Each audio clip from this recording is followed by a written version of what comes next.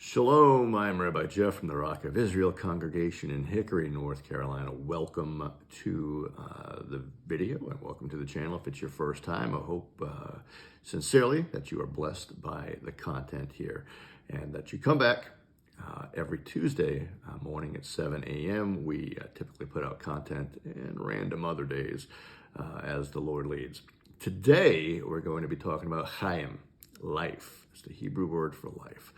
A lot of times, you'll probably hear it. Hayam literally means to life. It's usually like a toast or a cheers kind of thing, or to your health type of thing that, non-Jewish or Hebrew-speaking people would normally say. But Hayam is life. Now, in the Bible, you'll see the word Chai over and over, and that's literally translated as alive, living, life. So it's an interesting word, Chayim. It is a not really plural, but plural. So let me explain. So in an English transliteration, when something is plural, you'll see I am, im. Okay, but this is I am, which literally could translate as is it a preposition or participle? If. I'm terrible with grammar in English, much less in any other language, but it literally means if. So Hayam could be looked at alive if. It's a dependent kind of thing. Dependent on what? John 14:6, Yeshua said, I am chalacha cha'emet chachayim. I am the way, the truth, and the life. So when we are apart from him, when we don't put our faith and trust in him, when we aren't saved, we are simply chai, we're alive. But when we are in him, we are in his chayim, we are in his life because he is the life. Now, this gets pretty interesting. Within us, the sages say, it's written in the Talmud, Sanhedrin 37a, when speaking of life, that within us is contained a universe of life. Now, you and I are just one life. We are not some weird conglomeration of many. We are one. But, modern DNA, genetics, and scientific understanding, we get it. There is a potential for infinite life coming forth out of us. It's just the way God made us, to go forth and multiply. So the sages say in Sanhedrin 37a that he who takes a life is guilty of destroying a universe, but he who saves a life has saved a universe. Think about that. How powerful life is. All life emanates from God. It comes from God, but it doesn't diminish God's life. It doesn't diminish who he is. It rather works to multiply and magnify and increase the life. Chayim. It's an amazing thing. In him we live and move and have our being. It ties into John 14:6 also. It's a beautiful thing.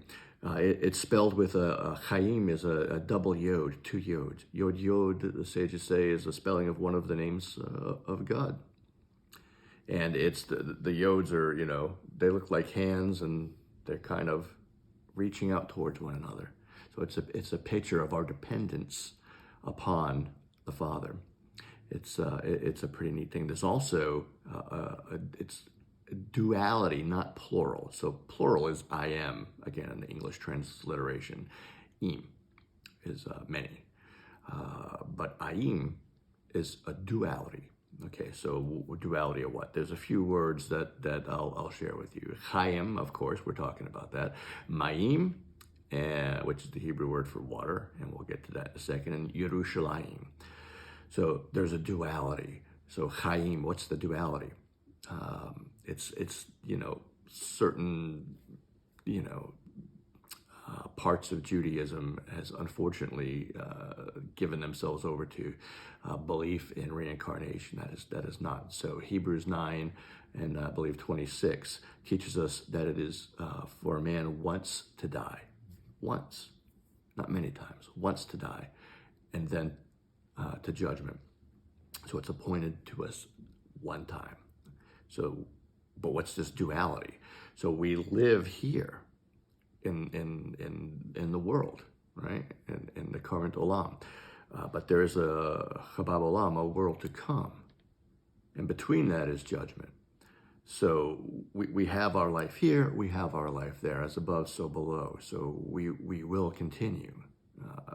For those of you that are in Messiah Yeshua, we will continue in Shemayim, in heaven. And don't even like to think about where others will spend their eternal life apart from God. It's a terrible place. Maybe we'll do a video one day. So there's also the word Mayim. That's waters, literally. What's two waters? Well, the sages teach that points back to creation, when God separated the waters above from the waters below and made sky in between. So there's the two waters there. And then there's Yerushalayim, two Jerusalems. Well, there's the one in Eretz Israel, in the land of Israel today. And Revelation teaches us that at the end of the millennium, the new Jerusalem will descend out of heaven and hover over the old Jerusalem, 1,500 miles wide, 1,500 miles deep, and just as high as it is wide and deep. What an amazing thing. There is so much to the Hebrew language. You just learn and learn and learn. Never gets old. I invite you to subscribe to this channel if this information was interesting or a blessing to you in any way. Please hit like and share it. Share the content, share the channel. Follow us on Facebook. It helps the algorithms. We're not about stats and trying to be the biggest channel. It's about getting the information to people like you who need and want it. May the Lord bless you and keep you. May he make his face to shine upon you and be gracious to you, and may he lift up his countenance towards you and give you shalom. God bless.